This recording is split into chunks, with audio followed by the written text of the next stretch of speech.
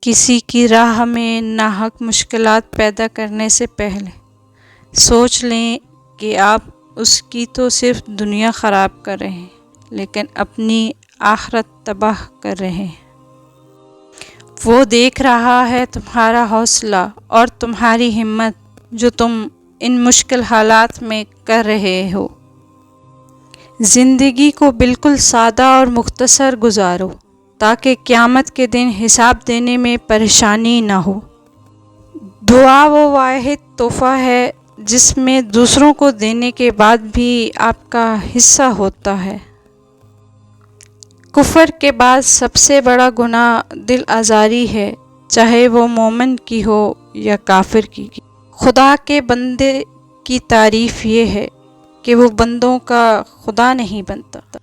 اس بات کا یقین رکھو کہ جنہوں نے آپ کو بے سکون کیا ہے وہ پرسکون ہونے کی جتنی بھی اداکاری کر لیں، سکون میں وہ کبھی بھی نہیں رہ سکتے۔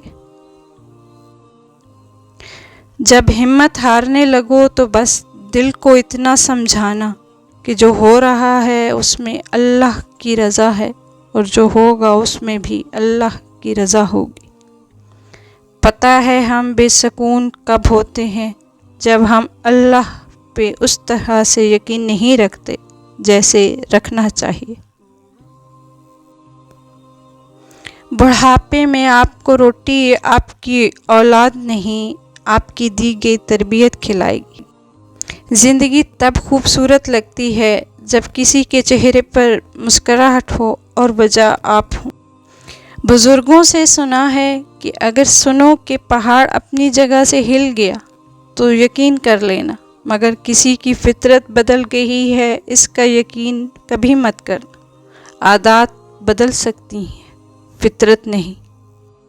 شخصیت بن کر جیو، شخص بن کر نہیں، کیونکہ شخص تو خاک ہو جاتے ہیں لیکن شخصیت زندہ رہتی ہے۔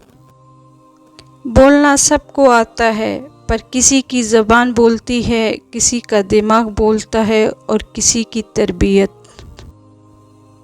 بنا کتابوں کے جو علم سیکھا جاتا ہے اسے زندگی کہتے ہیں۔ اچھے لفظ تخلیق کرنے کے ساتھ اچھے رویے بھی تخلیق کرنے چاہیے۔ لفظ کتابوں میں زندہ رہتے ہیں، رویے دلوں میں زندہ رہتے ہیں۔